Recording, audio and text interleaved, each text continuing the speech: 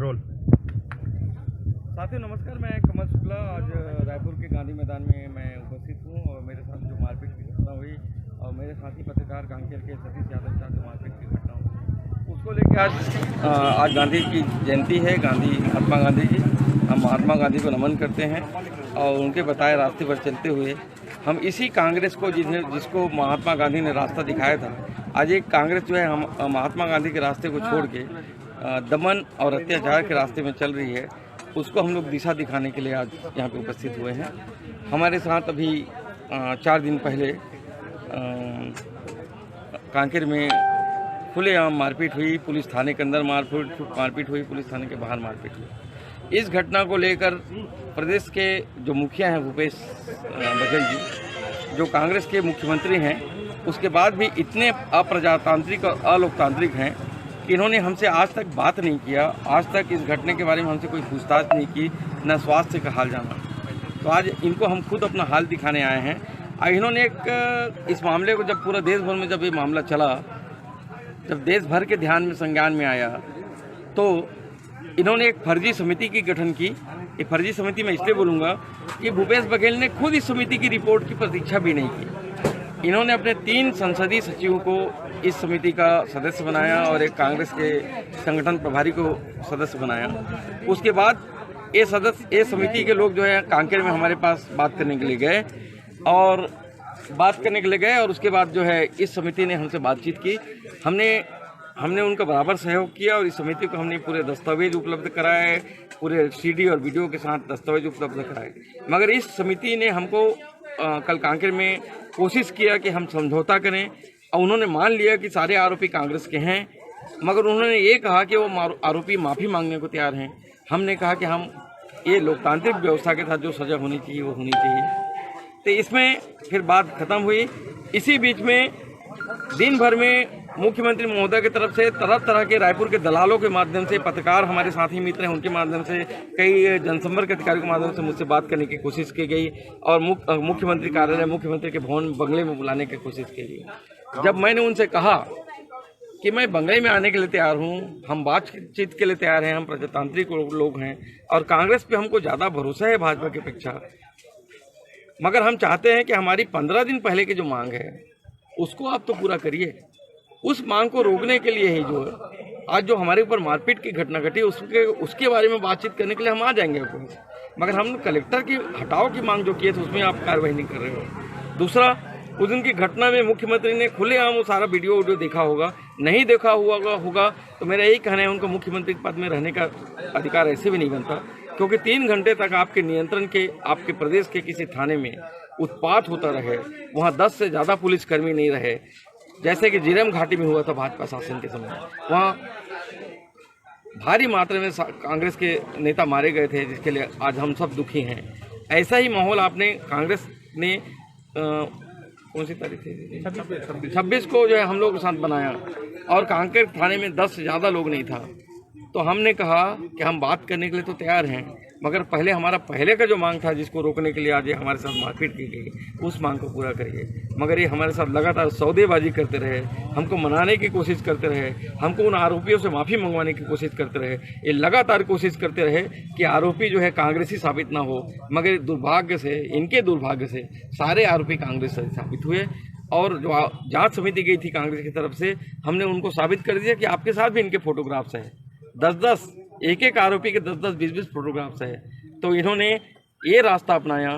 पहले तो रायपुर में इन्होंने अफवाह फैलाया कि कमल शुक्ला मान गए हैं और मुआवजा लेने के लिए तैयार हो गए हैं।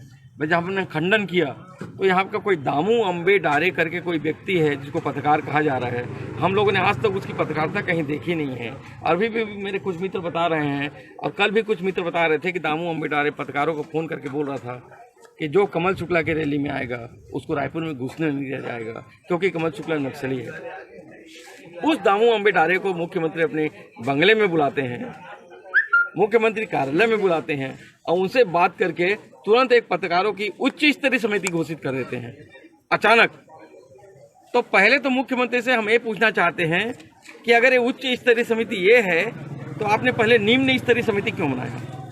और निम्न स्तरीय समिति की आप रिपोर्ट अभी तक आपका पहुंचा नहीं है। मैंने अभी विकास उपाध्याय से बात की, संसदीय सचिव हैं आपके इसी सरकार के, उन्होंने बताया कि हम तो अभी रिपोर्ट सौंपे नहीं है, उन्होंने अभी तक मेरे दिए गए डॉक्यूमेंट को देखा नहीं है।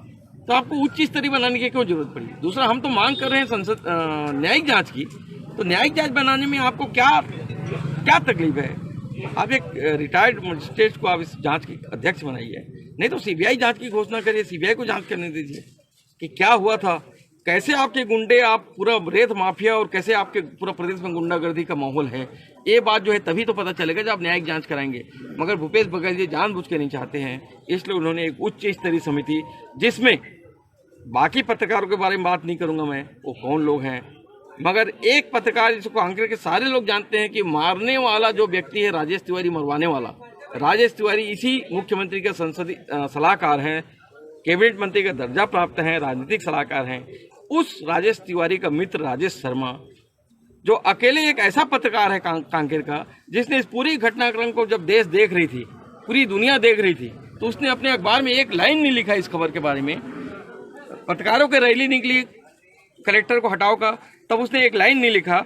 उस पत्रकार को आप इस समिति में रख के साबित कर दिए हो कि दल्लों की समिति है।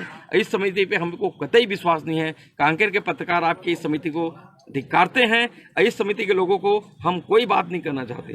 तो भूपेश बघेल जी, इस तरह से नाटक मत करिए। और दूसरा, मैं आपको ये कहना चाहता हूँ, आप अपने सलाहकार रुचिर गर्ग जो पत्रकार थे, पहले हमको शर्म आती है, एक रुचिर गर्ग जैसे व्यक्ति जो एक समय पत्रकार थे, आज जो है पत्रकारों को धमकी दे रहे हैं। तारण प्रकाश सिन्हा आपके जो जनसंपर्क के संचालक हैं, वो धमकी दे रहे हैं पत्रकारों के, यहाँ के रायपुर के, कि कोई भी पत्रकार यहाँ पे धरना स्थल पे ना आए, उनका विज्ञापन रोक दिया जाएगा। तारण प्रकाश सिन्हा जी और मुख्यमंत्री बघेल जी, सबसे पहले तो आप मेरा विज्ञापन रोक दीजिए। मेरे को भी आप हर महीने विज्ञापन दे रहे थे भूमकाल समाचार में, और मुझको आप पत्रकार मानते थे तभी तो दे रहे थे, मगर आपने मुझे तथाकथित पत्रकार कहा है। धिक्कार है आपके ऊपर। मैं आप तथाकथित पत्रकार बोलने के कारण से मैं आपका विज्ञापन अस्वीकार करता हूँ, मैं विज्ञापन नहीं लूंगा। मगर आप ऐसे रुचिर गर्ग को जो पत्रकारों को धमकी दे के बोल रहे हैं कि इस आंदोलन में ना आए, उनको तत्काल आप निकालिए। आप खुद पद छोड़िए। अब तो अब स्थिति ऐसी आ गई है, आप ऐसे अड़े हुए हैं। क्या आप अभी पिछले, जब से हमने 13 सितंबर को जब कांकेर के पत्रकारों ने रैली निकाली, 200 पत्रकार कांकेर जिला के शामिल रहे, उन्होंने केवल कलेक्टर को हटाने की मांग की थी, और इसलिए हटाने की मांग की थी, उस कलेक्टर ने पत्रकारों के साथ दुर्व्यवहार किया था, इसलिए हटाने की मांग की थी। वो कलेक्टर पत्रकारों को पत्रकारिता करने नहीं दे रहा था, उसके खिलाफ शिकायत थी पत्रकारों की। मगर आप बिना शिकायत के 11 IAS इस बीच हटा दिए, बिना शिकायत के 2 IPS हटा दिए। मगर आप क्या पत्रकारों को सौतेला मानते हैं अपना? आप प्रदेश के पिता हैं, उसके बाद पत्रकारों के साथ इस तरह का बर्ताव कर रहे हैं। आपको धिक्कार है भूपेश बघेल जी, धिक्कार है आपको। आप पद छोड़ दीजिए। राजेश तिवारी की मित्रता की वजह से आप ये सब कर रहे हैं ना। ये राजेश तिवारी आपको ले डूब रहा है, कांग्रेस को पूरा ले डूब रहा है। ये अपना घर भर रहा है, पार्टी का फंड नहीं भर रहा है। ये कांकेर के जो गुंडे हैं जो हमको मारे हैं, मेरे को कमल शुक्ला को मारने वाला जो गुंडा है जितेंद्र सिंह ठाकुर, पूरा कांकेर के सारे लोग जानते हैं। कांकेर के पब्लिक से आप बात करवा लीजिए, वोटिंग करा लीजिए। 90% लोग जानते हैं कांकेर के कि जितेंद्र सिंह ठाकुर राजेश तिवारी का और आपका शागिर्द है, आपका गुंडा है। उन्होंने मेरे ऊपर हमला किया। भूपेश बघेल जी, आपको जांच कराना है तो अपने दिल में जांच कराइए, अपने मन में जांच कराइए, अपनी आत्मा में जांच कराइए और शर्म महसूस करिए। और अब आपने जो किया है कल, कि कांकेर के पत्रकार जब आपसे बात करने के लिए तैयार, इसलिए नहीं, हम बात करना चाहते हैं, हमने कभी नहीं बोला कि हम बात करना नहीं चाहते हैं, सारे साथी मालूम है हमने बात करना चाहते हैं। बस हमारा शर्त ये था कि आपने देखा है वीडियो, मारते हुए देखा है, खून निकलते हुए देखा है, ये पट्टी देखा है, उसके बाद भी 307 नहीं लगेगा। उसके बाद भी आपके सारे कांग्रेसी गुंडों को आप जो है थाने से आप ऐसी बरी कर देंगे गिरफ्तारी करके। भूपेश बघेल जी, शर्म करिए। और इसके लिए आप तरह तरह के जांच का नाटक मत करिए। और वो राजेश शर्मा जैसे दलाल पत्रकारों को आप जब इस जांच समिति में शामिल करेंगे, इस समिति का हम धिक्कारते हैं। और आप पूरी तरह से भाजपा को मौका दे रहे हो। आप चाहते हो कि अगली सरकार भाजपा की बने। आप कमल शुक्ला को दोष दे रहे हो कि मैं भाजपा का आदमी हूँ। आप भाजपा के आदमी हूँ भूपेश बघेल जी। मुझे संदेह है कि आप अगली सरकार में भाजपा के मुख्यमंत्री हो सकते हो। तो इतना गंदा हरकत मत करें भूपेश बघेल जी।